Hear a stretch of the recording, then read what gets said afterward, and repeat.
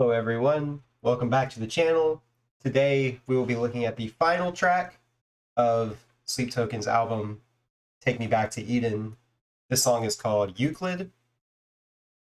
Just as a reminder, I have covered every other song on this album up to this point, so feel free to check out the playlist if you want to see those. And just as a reminder of where we are on the album at this point, if you're not familiar, we have just finished the title track, Take Me Back to Eden, which faded out on a crushingly heavy riff. But it did fade out to silence. And this is what plays immediately after that. So we will go ahead and hop right in at the beginning.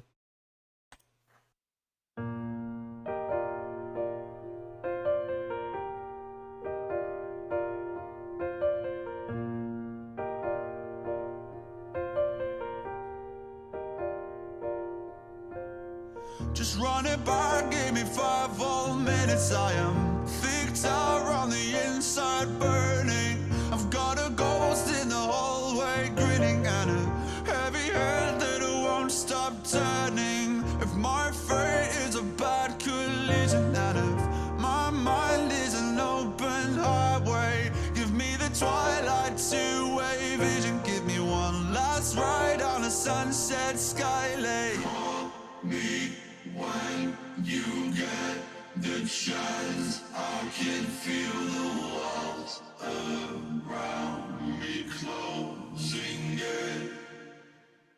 Ooh. So right off the bat,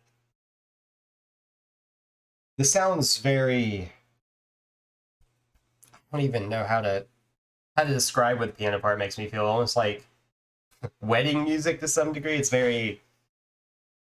not bombastic, but the chords are very, like they carry you forward in such a way that it's so much lighter than the rest of their discography in tone, which is a little bit surprising, after this kind of confrontational heavy album lyrically, to get this little bit of reprieve at the end. And of course, the section we just heard with Vessel's like processed vocals sounds a lot like Fall for Me off of the last album. It takes the tone back to kind of constricted, maybe still a little bit melancholy. The whole thing still has that melancholy feel, especially with the lyrics so far. It sounds happier than the lyrics make it sound like it is supposed to be. So we'll see as we go on kind of how this evolves. It shines, I can feel the walls around me closing in. Just running forward, alive like wires, as I see the paths on an empty ceiling. I play along with the life signs anyway, but hope to God you don't know this feeling. Yet in reverse you roll my symmetry. A parallel I would lay my life on. So if your wings won't find you heaven, I will bring it down like Very an simple ancient bygone. beat, but it's effective. When you have the time, I just need to leave this part of me behind. Do you remember me? When the rain gathers, and do you still believe Yeah. that nothing else matters for me? Wow. I love that section right there. It's such a good... It's like almost cinematic in the way that it sells the song there. Just big, almost like orchestral sounding hits in my head. Just an epic moment in a song that is more kind of mellow than we have seen before. For me, it's still the autumn leaves Get another piano riff here. These ancient canopies that we used to lay beneath. No, Drive this forward here. I know the night belongs to you.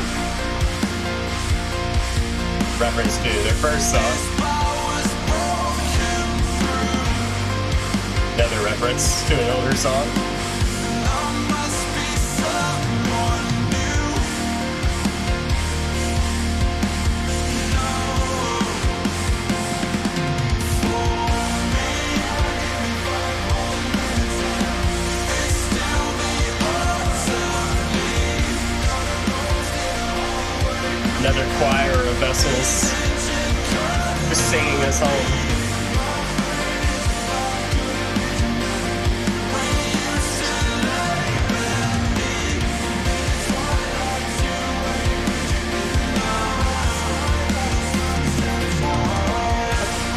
Drummers going off there. Nice fill.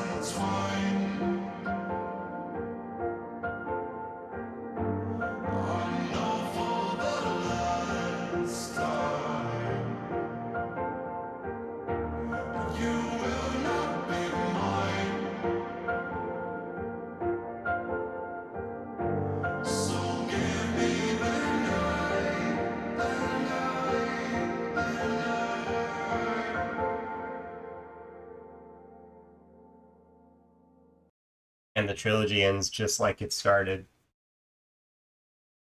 with the night does not belong to God, but now with new context. And this song, I think, is very special in the discography, because it really does feel like the first time that we get true catharsis from Sleep Token. There's no...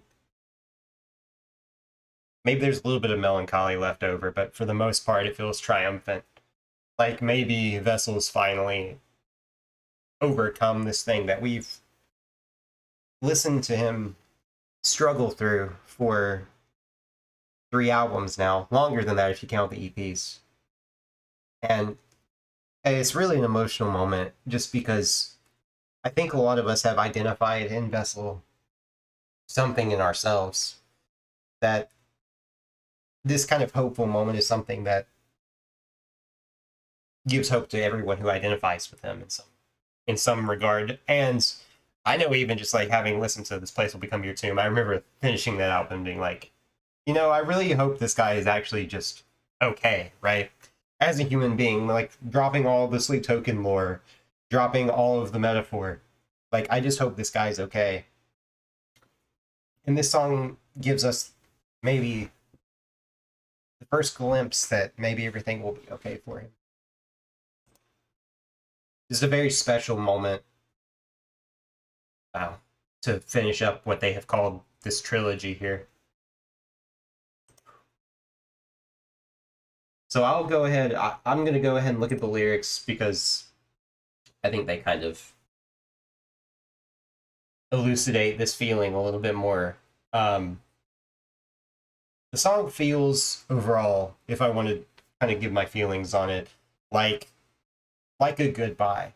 And I think what's happening here is basically a goodbye. Um, so obviously we start with inner turmoil. He says he's thick tar on the inside burning. He's got a ghost in the hallway grinning. We're left to assume that's probably sleep, right? Kind of still haunting him, the apparition, right? And a heavy head that won't stop turning. Um, when I read this, I kind of think of the granite figure, with the big block on his head, which I remember talking about that and thinking maybe that symbolized kind of the weight of the past, right? And these lines right here: if my fate is a bad collision, and if my mind is an open highway, give me the twilight two-way vision, give me one last ride on a sunset skyline. This car imagery harkens back to Granite, and the theory that I had that maybe the incident that started all of this was a car accident that killed his girlfriend, his significant other, and created the situation that he is reliving over and over again.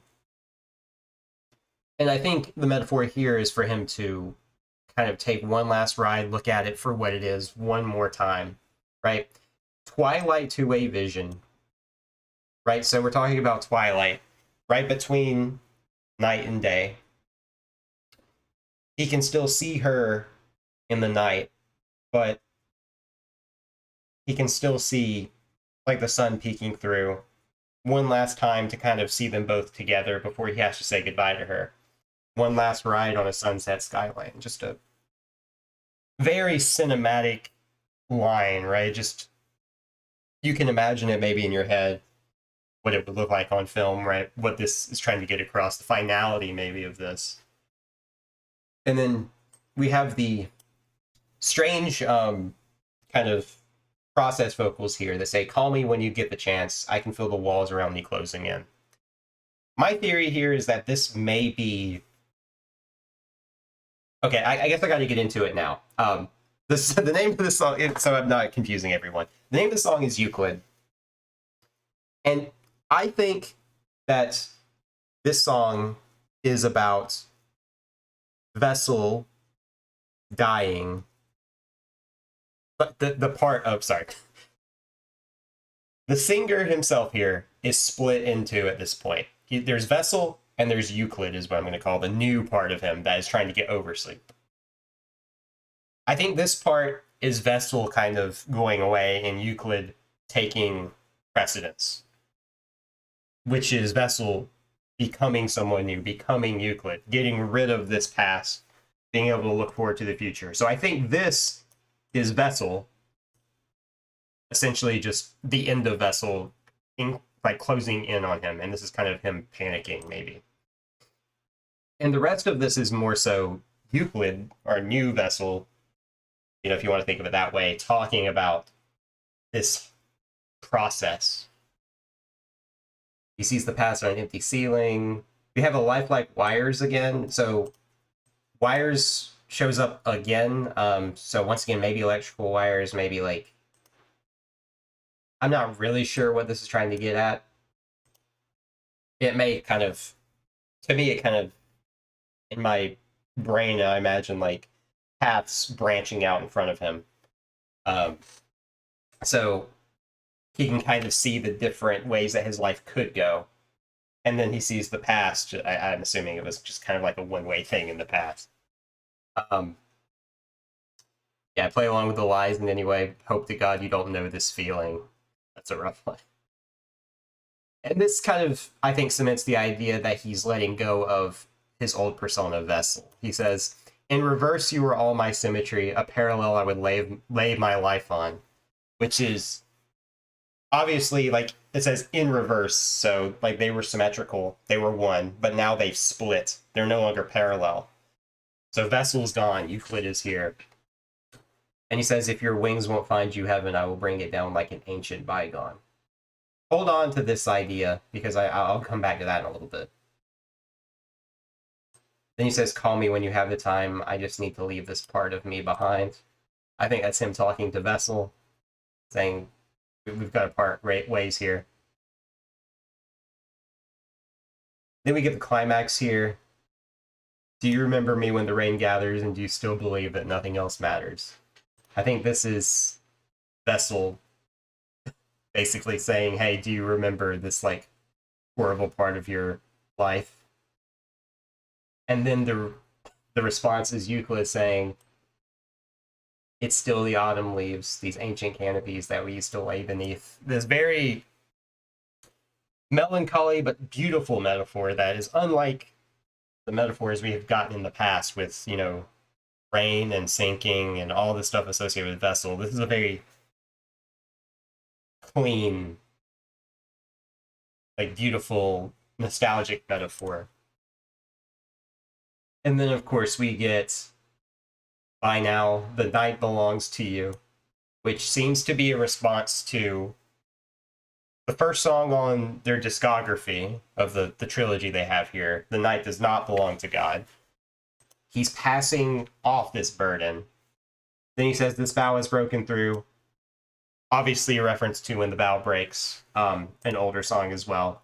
And finally, I must be someone new. For me. And I think this is where I kind of, everything clicked at this moment with this song, understanding that this might be true change. No more of the vicious cycle that he's talking about. He's actually moved on, and he can maybe visit Vessel, you know, his old self every once in a while. He'll never be completely free, probably, of that pain. However, he can finally look forward and kind of see things in a new light and become someone new, which is what we kind of hoped for Vessel the whole time. We want him to get over this hurt that he's been feeling for 3 albums, and we finally get it. And then, of course, the trilogy ends like it starts, with this refrain from The Night Does Not Belong to God. It's pulled straight from that song, but it's now kind of seen in a different light, I think. Specifically, kind of this line right here. So he says, I know for the last time you will not be mine. This was an incredibly sad line whenever you hear this song on Sundowning. But here it almost sounds like victory, like a realization that Euclid can now move on, leave Vessel behind. This realization that he's never going to have her back. Still sad in a melancholy way, but also hopeful that he can become someone new and get over this. And as always, we have the album art, which I think reinforces my view that he has split off into a new persona. We see a man in a mask that is very much like Vessel's mask. It's got the 6 eyes, but now it's a little bit different. It does have markings all over it. It has 3 holes in the forehead, which maybe could be like a third eye reference or something like that. I'm not sure. But we get this strange figure with a dagger, and the most unsettling part, holding Vessel's severed head. The old mask still on there, so we know that it's Vessel. So I think Euclid has kind of laid Vessel to rest here. Now this distressed me a little bit whenever I first saw it, or this art specifically, because I was wondering, what does this mean for Sleep Token? So I guess I'll talk about this a little bit now. This could mean we're going to get a new mask. Maybe they're going to perform after this album cycle in new masks. They're going to leave the Vessel persona behind, which would be a little bit exciting. I was a little bit scared this meant the end of the band when I first saw it, like this was going to be their last release or something like that. But time will tell if that's true or not. I kind of doubt it. I also wonder if this means that they will go away from their anonymous, their anonymity. I wonder if they'll drop that or not. And I have another piece of evidence to maybe suggest that might be what this means. Because if you listen to the songs, And if you know Vessel's identity, which I accidentally found out who he is in real life, it's not important that you go find that out. They want an anonymity, so I'm not going to tell you who they are. I just accidentally found it on a comment section somewhere. So thank you, whoever did that and ruined their anonymity for them.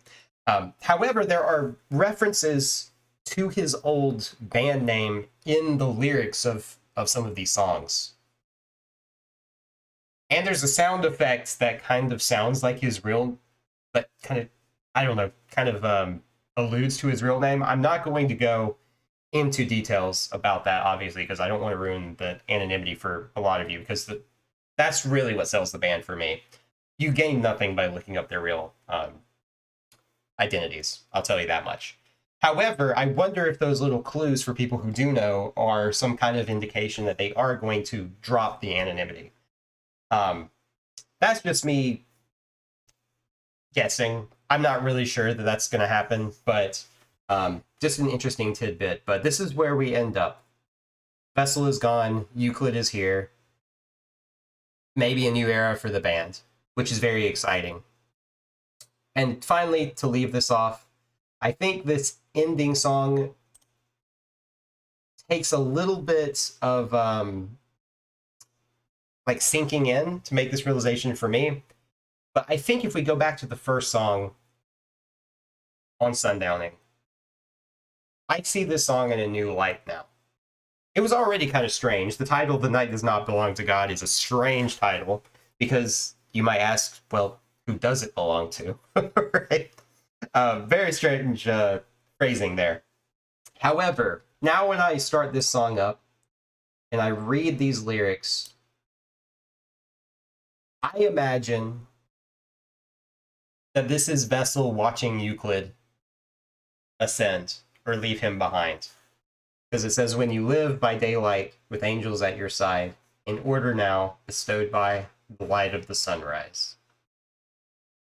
I just imagine Vessel kind of being left behind and being taken over by sleep and the night